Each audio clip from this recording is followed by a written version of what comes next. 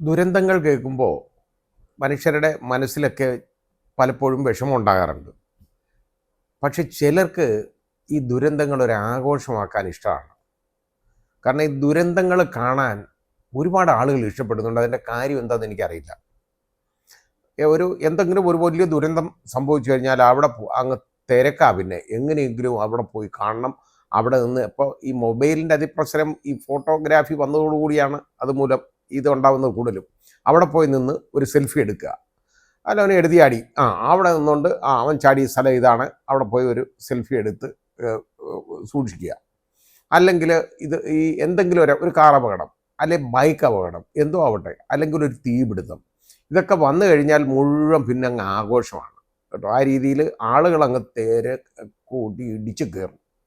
എനിക്ക് ഓർമ്മയുള്ളത്, ഞാൻ പുനലൂരിൽ താമസിക്കുമ്പോൾ അവിടെ ഈ മഴക്കാലത്ത് എപ്പോഴും വെള്ളപ്പൊക്കം ഉണ്ടാവും. ആ കല്ലടയാറിൽ വെള്ളം പൊങ്ങും. ആ പുനലൂർ ടൗൺ മുഴുവൻ വെള്ളം കയറും. അതിന് വെള്ളം കയറാത്ത ഭാഗം, കുറച്ച് ഭാഗങ്ങൾ ഒഴിച്ച് ബാക്കിയൊക്കെ വെള്ളം കയറും. ആ ട്രാൻസ്പോർട്ട് ബസ് സ്റ്റാൻഡൊക്കെ അങ്ങ് മുങ്ങും. അതേപോലെ തന്നെ ഈ അത് മുതൽ ആ ട്രാൻസ്പോർട്ട് ബസ് സ്റ്റാൻഡ് മുതൽ ആ തൊളിക്കോട് ഭാഗങ്ങൾ വരെ ഉള്ളവരുടെ എല്ലാം മുങ്ങിപ്പോകും. അപ്പോൾ അവിടെ വള്ളത്തിൽ ഞാൻ അന്ന് പോയിട്ടുണ്ട്, ഈ വെള്ളത്തിൽ കൂടെ, ആ റോഡിൽ കൂടെ. അത് വളരെ റിസ്ക്കാണ്. കാരണം എൻ്റെ സ്റ്റെനോഗ്രാഫർ ശ്രീ രാജീവൻ താമസിച്ചിരുന്നത് ഈ തൊളിക്കോടിന് തൊട്ടടുത്ത സ്ഥലത്താണ്.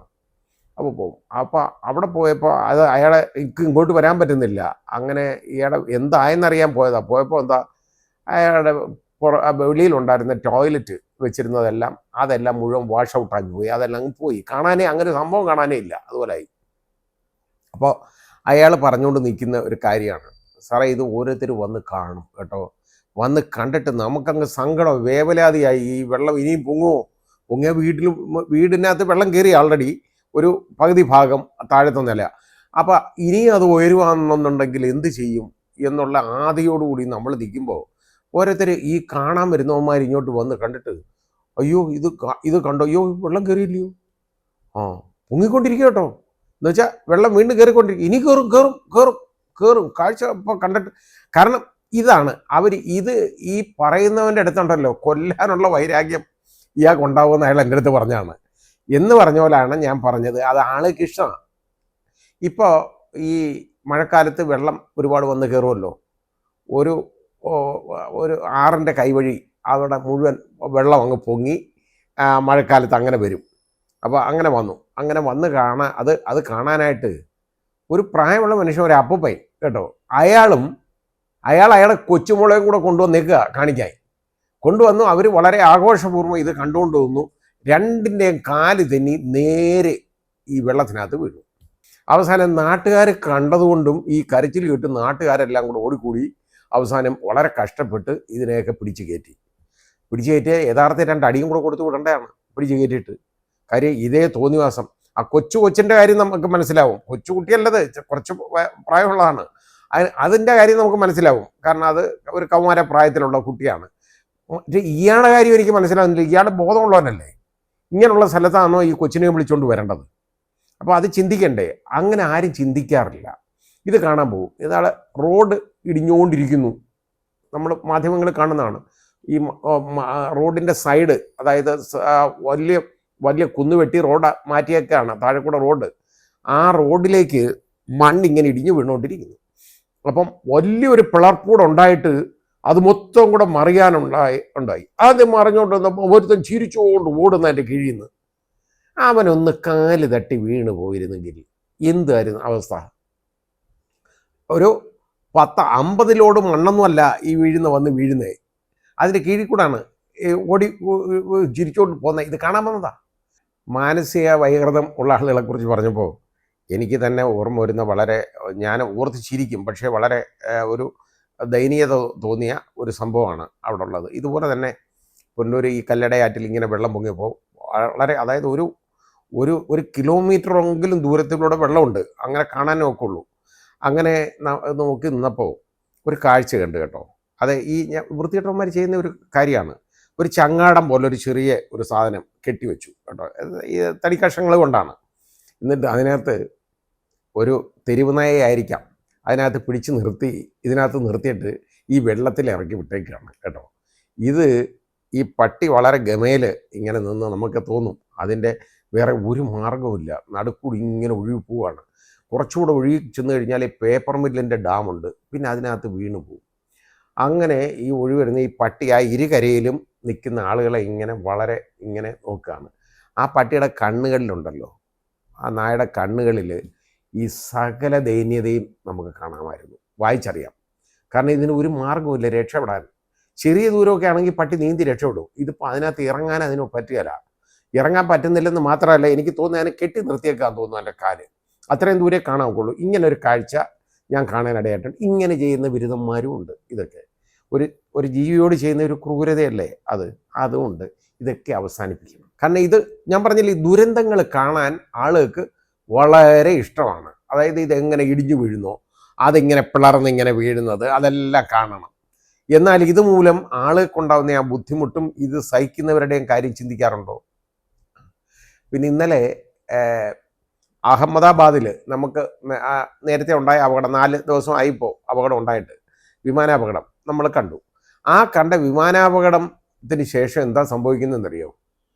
ഈ കണ്ടവന്മാർ മൊത്തം അങ്ങോട്ട് ചെല്ലുകയാണ്, ഇരച്ചു കയറി. എന്തിനാണെന്നറിയോ?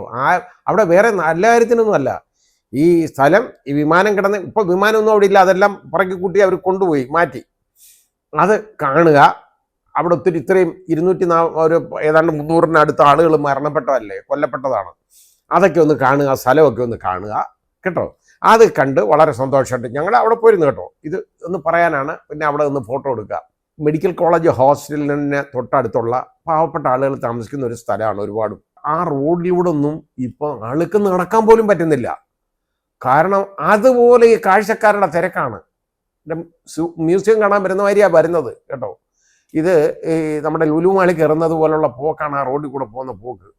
എന്ത് കഷ്ടമാണെന്ന് ആലോചിച്ച് നോക്ക്. അവിടെ അവർക്കൊരു പ്രൈവസി ഇല്ല. അവിടെ ഉള്ളൊരു അവസാനം പോലീസ്, എന്നിട്ട് ഓരോരുത്തർ എന്താ പറയുക, ഈ ഭാഗം പോലീസ് കോഡോൺ ചെയ്തിട്ട് അത് ബ്ലോക്ക് ചെയ്തേക്കാണ്. അവിടെ ആരും കയറാൻ പാടില്ല ആ കോമ്പൗണ്ടിൽ. അതുകൊണ്ടെന്നറിയോ, അതിനടുത്തുള്ള വീട്ടിൻ്റെ കോമ്പൗണ്ടിനകത്ത് കയറിയിട്ട് അവിടെ നിന്ന് മതിലയിൽ അള്ളിപ്പിടിച്ച് കയറി നിന്ന് കാണാൻ. ഇതാണ് അതിന് വരെ. എന്നിട്ട് ഫോട്ടോ എടുക്കണം. അപ്പോൾ പോലീസ് ഈ ശല്യം കാരണം പോലീസ് പറഞ്ഞ് അവരുടെ എല്ലാം ഗേറ്റ് പൂട്ടിയിട്ടേക്കാൻ. അങ്ങനെ ഈ പാവങ്ങൾ വീട്ടിൽ ഗേറ്റും പൂട്ടിയിട്ട് ഇരിക്കുകയാണ്. അതിൽ പറഞ്ഞ ഒരു പ്രായമുള്ള മനുഷ്യൻ പറഞ്ഞതാണ്, ഒരു നിവൃത്തിയില്ല, ഇതൊന്നും നിർത്തിയില്ലെങ്കിൽ എന്ത് ചെയ്യാൻ പറ്റും എന്ന് അയാൾ ചോദിക്കുന്നത് ഞാൻ കേട്ടു. അപ്പം മാത്രമല്ല, ഇത് കണ്ടപ്പോൾ എന്താണെന്നറിയാം, ഇതിനകത്തൊരു രസകരമായ ഒരു കാര്യം തോന്നിയത്, ഇത് സാധാരണ ചെറുപ്പക്കാരെന്നല്ലേ നമ്മൾ ഉദ്ദേശിക്കുന്നത് കാണാൻ വരുന്നത്. ഇതങ്ങനൊന്നുമല്ല.